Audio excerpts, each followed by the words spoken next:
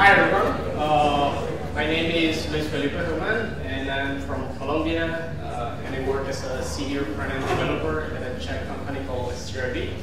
Today I want to give you a few tips into how to optimize React's TTI. TTI stands for time to interactive,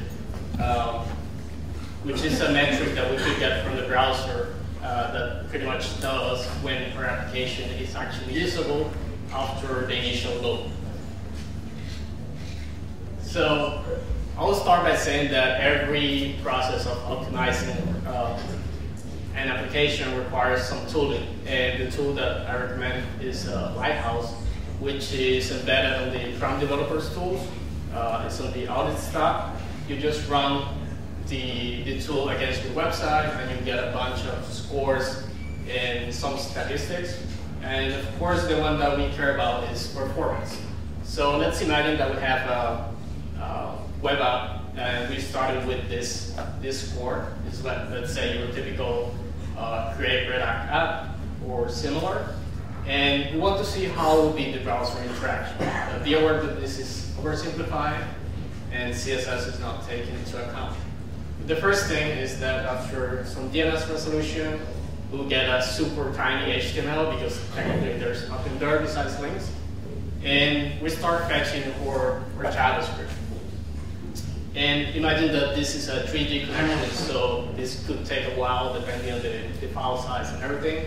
But technically at this point, let's say it could be 1 second and your users still have like a blank page, you have seen nothing.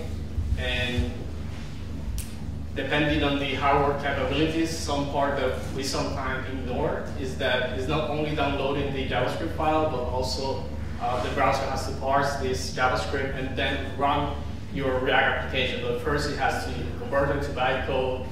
There could be also some just-in-time compilation over there. So this process could be extremely slow if you're in a low-end device, for example. So it doesn't matter if you're in a high-end connection, the hardware also affects this metric.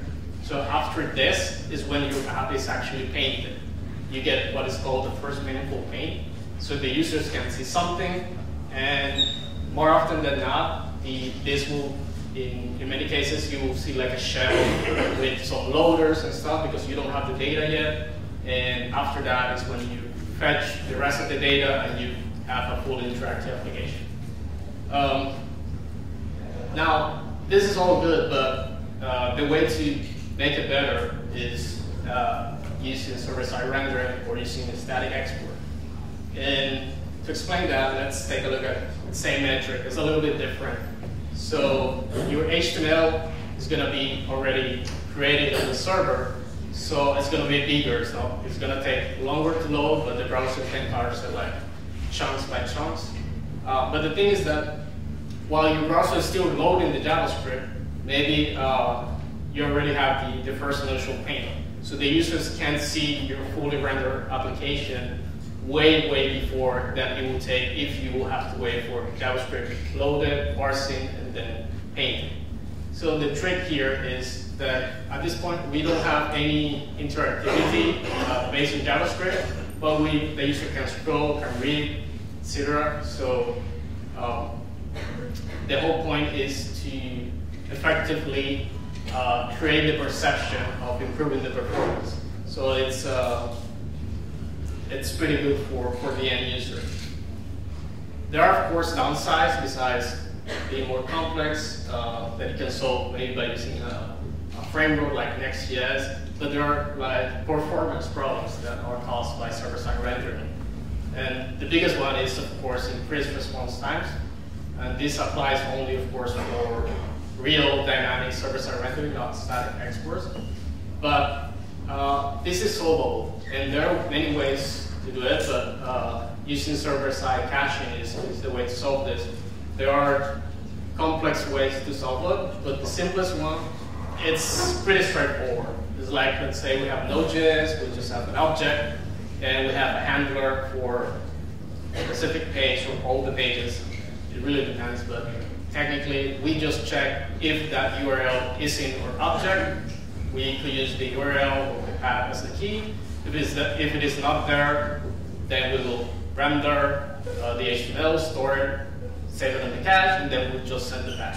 It's pretty straightforward, and of course, if it is already there, we just send it back straight away. So it'll be extremely fast because after the first hit, it will be in memory, so it'll be as fast as having it just as a regular file, or even faster. Of course, you need a way to invalidate data that is on the cache, because if your data changes, you will need to recreate this code. So you want to have like a special endpoint, like a hook that your API can call whenever data changes, and you will wipe out your cache. You can do like small chunks, or you can, like, depending on how complicated you want to make, but the simplest version is you just wipe out the rest of the cache, and that's it. You get data up to date. Now, the second biggest problem is not obvious, but you get a false sense of interactivity. What does it mean? It means that your users see this first initial pane and they think that the app is fully rendered, it's fully interactive. They see something that looks like it's working, when in reality there is no JavaScript at this point. So they might try to start interacting with your website, and they start clicking here, clicking there, and nothing is working. So you have to feel like, put in your shoes of your users. They have like something in front of them, but they cannot use. So this will turn into a lot of rage clicking because come on, it's not fair. So always think on your user, and the way to solve this is by using something called progressive enhancement. This means that every interactive part of your application, for example, buttons or similar, you want to either hide them or change it for a loader, or hint the user that somehow that part is not ready, so they don't get annoyed. So, for example, if we have the same search bar, if we put a loader there, the user will be aware that, okay, maybe this isn't working. I will do something else while this loads. And it's super easy to do, and it changes completely the user experience. Also, you could leverage in using, for example, if this could work with only HTML, if it just submits, make it work that way. Or if, for example, the navigation bar, the menu, you can make it work with CSS, even if it's not that fancy as the JavaScript version.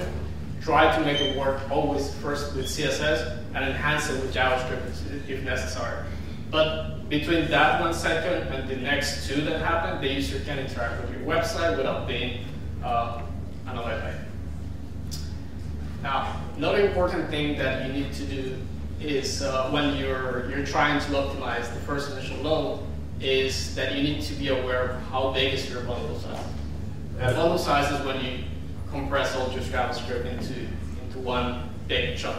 So you can use a tool like Webpack Bundle Analyzer, and with that you'll be aware that you have a behemoth or a Godzilla there, for example, Moment.js or Lodash, and maybe you were even aware how big they were. So it's important that you run this if you have an existing application, and you can check the stats of how big it is.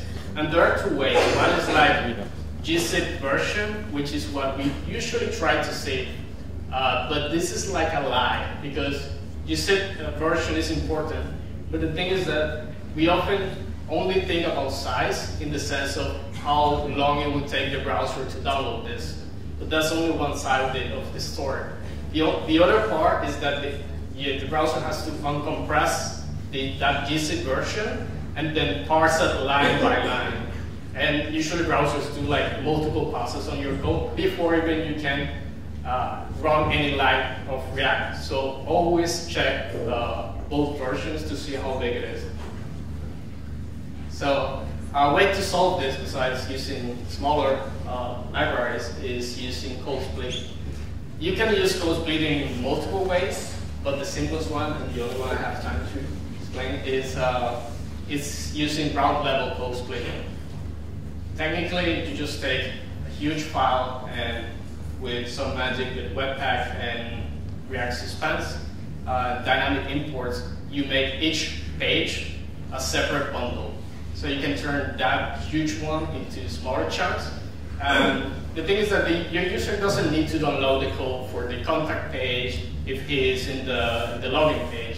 You don't need to ship a code that your user is not technically being needed in the moment. So you can effectively reduce the files that your user is going to need. And as I said, like you could use Suspense for this, but of course if you use, for example, Next.js, this is out of the box. And you can take it a step further and doing code splitting and the code that is below the fold and other stuff. But in general, at least route level code splitting is really, really important for improving this. Now, we have increased our performance a lot. So we have time for one last trick. And this is normally not very obvious, and we normally don't do this, but page trackers can hurt performance a lot. So page trackers can be Google Analytics, Mixpanel, etc. We often think that because, let's say, if we check this code that you embed into your browser, you probably are aware that they are using async. So this file that they're adding is loaded after download, is not blocking the network request. But as I said, it's not only about network requests. It's about that the browser needs to download the file, and after it downloads that file, it needs to block the execution of JavaScript just to parse that external file that is not really that relevant to your code. So if we take a look at it, of course this is like minified, usually it's hard to pay attention to this, but if you take a look at this, there is two parts to this code. The part in yellow is just adding a script tag that adds the Google Analytics -analytics.js, and when your browser downloads that, it needs to download a file, as I said, block the execution, and start parsing that. So it hurts your performance a lot. And the funny thing is that there is something here that it's very usable, but nobody is probably aware of it. They know that you might not have this file ready when you start sending the events, the GI created, GI send. So they need a way to cover this behavior to avoid losing events. Technically, this code, what it's doing, is just adding a global function that is going to store whatever you pass as arguments into a queue. And when this analytics.js loads, it will take that queue and queue everything. This is how they avoid losing events while that file loads. And we can take advantage of it. How? Let's say we have like a cheat tracker custom object, and we have a custom init there. We could pass a delay to it. And on the first part, we would just use the part that adds that global function. That's it, the one with the queue. And inside a set timeout, we'll put the rest of the code that adds the actual script tag in the browser, because we don't need it at the moment. And we just have like an alias or helpful track method. And let's say in your app, it could be anywhere, but let's say you're using it at top level. You say, I want this to load in 5 seconds. You have to play around with it because you have to test how many seconds do you need for your main thread to be released from all the JavaScript, and you find a sensitive number there. But let's say 5 seconds. And the cool thing is that you can track events from the start.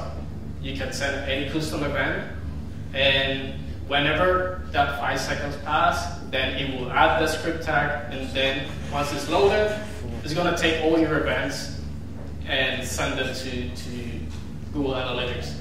This works for Google Analytics, also for Google Task Manager, and others are very similar. In Google Task Manager, you can have like multiple tags, multiple third-party services, and you can defer them like in their console via web.